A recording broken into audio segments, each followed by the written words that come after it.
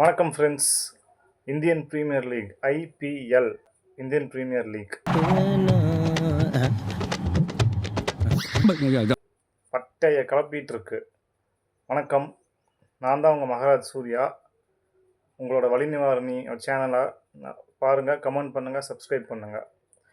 கிரிக்கெட்னாலே எனக்கு டக்குன்னு ஞாபகம் வருது. பார்த்தீங்கன்னா, நான் 5ஆம் கிளாஸ் படிக்கும்போது 2007 50 ஓவர் வேர்ல்டு கப்பில் இந்தியா பங்களாதேஷ் கூட தோற்று வெளியே போய் அசிங்கப்பட்டு போகும். ஒரு அசிங்கமாய் போச்சு குமார். அப்போ எங்கள் காம்பவுண்டில் இருந்த பக்கத்து வீட்டு ஆன்ட்டி வந்து, ட்ரௌசர் பசங்களா நீங்கள்லாம் மேட்ச் பார்த்தனால தான்டா இந்தியா தோற்றுன்னு சொல்லி அசிங்கப்படுத்தி அவமானப்படுத்தி அப்செட் பண்ணாங்க. வாங்கடா டவுசர் பசங்களா, ஞாபகம் இருக்கா? அப்போது ஏன்னா கிரிக்கெட் எந்த அளவுக்கு பிடிக்கும் பார்த்தீங்கன்னா, நான் 2வது படிக்கும்போது எங்கள் வீட்டில் வந்து ஃபுட்பால் வேணும்னு சொல்லி அடம் பிடிச்சி வாங்கினேன். அப்போ வந்து கொஞ்ச நாளில் வந்துட்டு கிரிக்கெட் பேட் வேணும்னு சொல்லிவிட்டு எங்கள் அப்பாட்ட அடம் பிடிச்சேன். வீட்டில் எங்கள் அம்மாவுக்கு தெரியாமல் கிரிக்கெட் பேட் என்ன பண்ணாங்கன்னா, வாங்கிட்டு வந்து எங்கள் அப்பா கடையில் வச்சுருவார். எங்கள் அம்மா வேலைக்கு போனதுக்கு அப்புறமா நான் எடுத்து கடைக்கு போய் எடுத்துகிட்டு வந்து விளையாடுவேன். ஸோ இதே மாதிரி பண்ணிகிட்டு இருக்கும்போது என் பக்கத்து வீட்டுக்காரங்க ஒருத்தவங்க எங்கள் அம்மாட்ட போட்டு விட்டாங்க. அது எங்கள் அப்பாவுக்கும் எங்கள் அம்மாவுக்கும் பயங்கர சண்டையாச்சு. அந்தளவுக்கு கிரிக்கெட் மேலே நமக்கு ஒரு பைத்தியம், ஒரு லவ். இதே மாதிரி பார்த்தீங்கன்னா, அதே 2007 வேர்ல்டு கப்பில் T20 ஃபார்மேட்டுங்கிறது வந்து புதுசாக க்ரியேட் ஆகுது வேர்ல்டில். அப்போ பார்த்தோம்னா இந்தியா பாகிஸ்தானோட த்ரில்ஸாக மேட்ச் ஜெயிக்கும், 5 ரன் வித்தியாசத்தில் சூப்பராக ஜெயிக்கும். இப்படி ஒரு ஷாக் மேலே ஷாக்காக வரும்போது தான் வந்து ஐபிஎல்ங்கிற ஒரு பெரும் பாம் வந்து எனக்கு உலகத்துக்கே வருது. எனக்கு ஒரு பெரிய ஒரு ஆச்சரியம் எனக்கு. அப்படி இருக்கும்போது பார்த்தீங்கன்னா, உலகத்தில் இருக்கிற எல்லா பிளேயர்ஸுமே வந்து விளையாட போகிறாங்கன்னு வந்து ஒரு நியூஸு. அப்போது ஹர்பஜனுக்கும் சைமன்ஸுக்கும் ஆகவே ஆகாது. ஸோ அந்த மாதிரி இருக்கிற பட்சத்தில் ஸ்ரீசாந்துக்கும் சைமன்ஸுக்கும் ஆகாது. இப்படி இருக்கிற ஆட்கள்லாம் ஒரு டீமில் இருந்தால் எப்படி இருக்கும்? இந்த மாதிரிலாமே வந்து யோசனை தோணுது. அப்படி யோசனை போயிட்டு இருக்கும்போது தான் வந்து ஃபஸ்ட்டு மேட்ச் வந்து ஓப்பன் ஆகுது. எப்படின்னு பார்த்தீங்கன்னா, நம்ம தலைவர் கங்குலி டீமும் கொல்கத்தாவும் டிராவிட் பெங்களூரும் வந்து ஓப்பன் ஆகுது ஃபஸ்ட்டு மேட்ச்சு. ஓப்பன் ஆன உடனே பிரெண்டன் மெக்கலம் வந்து அடித்து நொறுக்கிறாரு. 158 ரன் பொழந்தெடுப்பார்.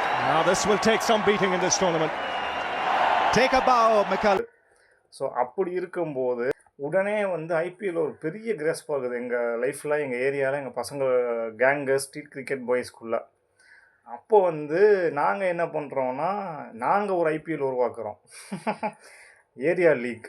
ஸோ வந்து காக்கா முட்டை படம் பார்த்தீங்கன்னா, பீஸா செய்கிறதுக்கு வந்து காக்கா முட்டை படத்தில் வந்து இட்லி மாவை சுட்டு அந்த ஆயா வந்து வெங்காயம் தக்காளியெல்லாம் மேலே வச்சு பீஸா பண்ணி கொடுப்பாங்க. அந்த மாதிரி நாங்கள் இருக்கிற ஒரு 8, 9, 10 பசங்கள்லாம் 2 பேராக பிரிஞ்சு என்ன பண்ணுறோம்னு பார்த்தீங்கன்னா, நாங்கள் சிஎஸ்கே 2 பேர், கிங்ஸ் 11 2 பேர், அதுக்கு டிஷர்ட் ஜெர்சிலாம் பார்த்தீங்கன்னா ப்ளூ கலர், மும்பை இந்தியன்ஸ்னால் ப்ளூ கலர், வீட்டில் எங்கேயாவது தேடி கண்டுபிடிச்சி எடுக்கிறது. அப்படி இல்லையா வீட்டில் அடம் பிடிக்கிறது வாங்கி தர சொல்லி.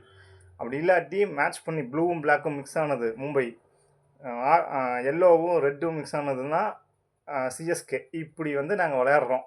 இப்படி விளையாண்டுருக்க என்ன பண்ணுறோன்னா, லைவாக கொண்டு வரணும்னு சொல்லிவிட்டு என் ஃப்ரெண்டு ஆல்வின்கிற ஒருத்தன் வீட்டு வாசல் விளையாடுவோம். அவன் வந்து மளிகை கடை வச்சுருக்கான். ஸோ அந்த மளிகை கடை வாசலில் சியர்ஸ் கேர்ள்ஸ் ஐபிஎல்லில் தெறிக்க விடுவாங்க. அந்த மாதிரி வந்து எவன் கூட விளையாடுற பசங்களுக்கு தங்கச்சி இருக்கோ அவங்களையெல்லாம் கூட்டிகிட்டு வர சொல்லியாச்சு. 2nd 3rd படிக்கிற தங்கச்சிங்களாம். நாங்களாம் 5வது 6வது படிச்சுட்டு இருந்தோம் அந்த டைமில். கூட்டிகிட்டு வந்து கைதட்டி விட்றது. மேட்ச் போக நாங்கள் விளையாடுற பார்த்துட்டு அந்த மளிகை கடை வாசலில் நிப்பாட்டி ஃபுல்லாக கைதட்டி வைக்கிறது அந்த சியர் கேர்ள்ஸை. ஸோ இந்த மாதிரி பண்ணுறது. கையில் வந்து அந்த இதுக்கு பதிலாக கருகாப்பில் கொடுத்துருவோம் நாங்கள் பிடிச்சி ஆடுறதுக்கு. அவன் நிலைக்கு வாங்கின மாலையை கழுத்தில் விட நிற்கிறான். ஸோ இந்த மாதிரி லைவாக நாங்கள் வந்து பண்ணுவோம்.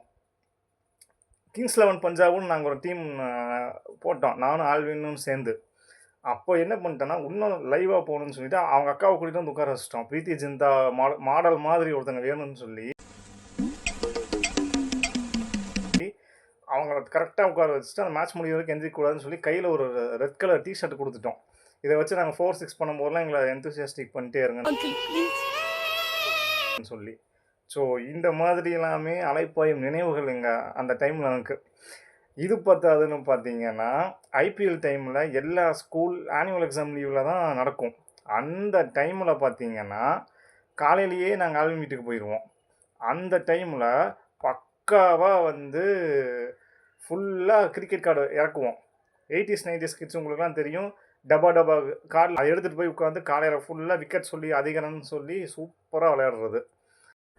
அதுக்கப்புறம் பார்த்தீங்கன்னா 5 ரூபா நைஃபு, என்ன ஷார்ப்பு, அதை ஆல்வின் ஜோஸ் கடையிலேருந்து எடுத்துட்டு நோட்டு கம்மெல்லாம் அதையும் கொஞ்சம் ஆட்டையை போட்டுட்டு அவனே எடுத்து கொடுப்பான்.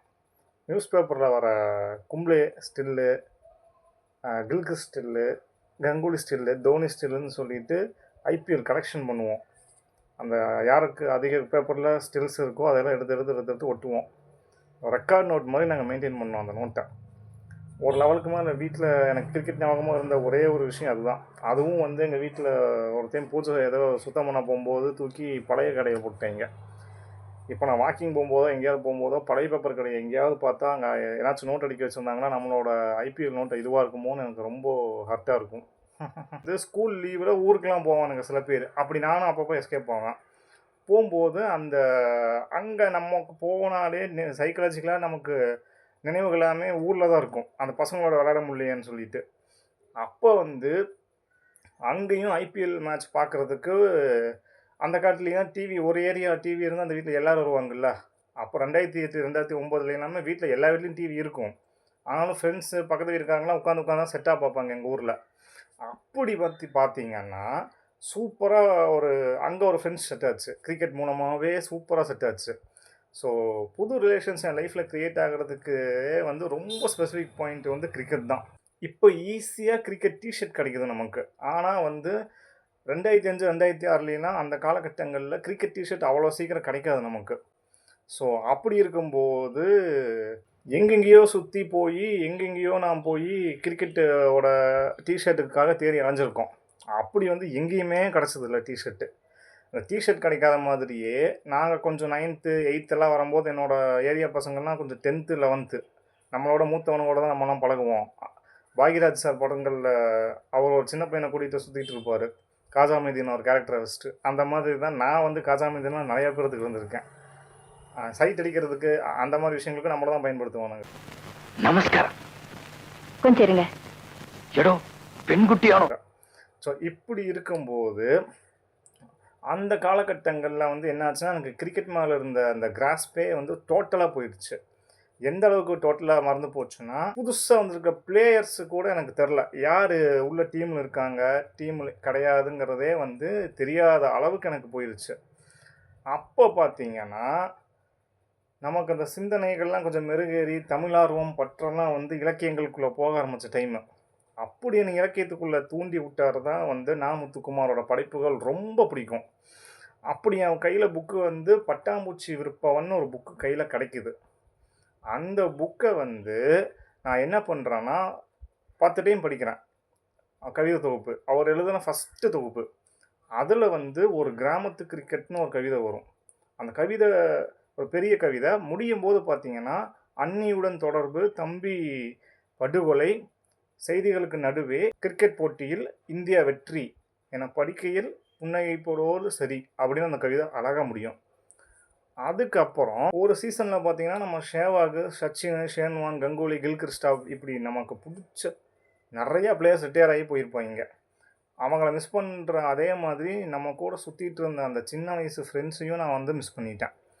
அப்படி மறந்த கிரிக்கெட்டை மீண்டும் எனக்கு கனெக்ட் பண்ணது வந்து நா. முத்துக்குமார் சாரோட அந்த கவிதை தொகுப்பு தான். நான் சின்னதில் என்ன பண்ணுவேன்னா விளையாட போகும்போது பேட்டு பால்லாம் நான் எடுத்துகிட்டு போக மாட்டேன். நான் வந்து ஓசியில் தான் விளையாடுவேன். எல்லா லீவுக்கும் quarterly leave, half yearly leave, annual 3 லீவுக்கும் புது பேட்டு புது பாலும் வாங்குவேன். வாங்கி பத்திரமா வீட்லேயே இருக்கும். ஆனால் எடுத்துகிட்டு போக மாட்டேன். உடச்சிடுவானுங்க, பால் தொலைஞ்சிடும், இன்னொரு வீட்டில் போய் விழுந்தால் பால் கிடைக்காதுன்னு சொல்லிட்டு எடுத்துகிட்டே போக மாட்டேன். இப்படி இருக்கிற சூழலில் பார்த்திங்கன்னா நான் என் ஏரியா பசங்களோட தான் வந்து கிரிக்கெட் பால் விளையாண்டு நிறையா பால் தொலைச்சிடுவேன், நிறையா பேட்டையெல்லாம் உடச்சி விட்ருக்கேன். இப்படி வந்து நான் இந்த நா. முத்துக்குமார் சாரோட கவிதையை படித்ததுக்கு அப்புறமா திருப்பியும் ரீகனெக்ட் ஆகி கிரிக்கெட்டுக்குள்ள நான் போகிறேன். இப்போ எங்கிட்ட பேட்டு, கிட்டு, பாலு, கிட்டு எல்லாமே வாங்குறதுக்கு நான் ரெடி. ஆனால் என் கூட சேர்ந்து விளையாடுற பழைய ஃப்ரெண்ட்ஸ் கூட திருப்பி என்னால் ரீகனெக்டே ஆக முடியல. ஸோ இது வந்து ஐபிஎல் வந்து ரொம்ப நீ ரீகனெக்ட் பண்ணுனா என்னைய மறக்க முடியாத நினைவுகளுக்குள்ளே போக வச்ச விஷயம் வந்து என்னோடய லைஃப்பில் நடந்தது ஐபிஎல். ஐபிஎல் கிரிக்கெட் வடிவம் எல்லா வடிவமே. ஆனால் அப்படி மறந்த ஃப்ரெண்ட்ஸை என்னால் திருப்பியும் வந்து ஒருத்தங்க 2 பேர் இப்போ தான் நம்ம பார்க்க ஆரம்பிக்கிறோம். அதை கொண்டு வந்ததே வந்து நான் முத்துக்குமாரோட கவிதைகள் தான். இப்படி ஐபிஎல் என் லைஃப்பில் பண்ண இம்பேக்ட்லாம் இது. உங்கள் லைஃப்பில் பண்ண நினைவுகளில் கமெண்ட் பண்ணுங்கள். சேனல் சப்ஸ்கிரைப் பண்ணுங்கள். வலி நிவாரணி உங்களோட லைஃப் எக்ஸ்பீரியன்ஸ் கிரிக்கெட்டோட எப்படி கனெக்டில் இருந்துச்சு, ஐபிஎல்லோட எப்படி கனெக்டில் இருந்துச்சுன்னு கமெண்ட் பண்ணுங்கள். தேங்க்யூ, பாய்.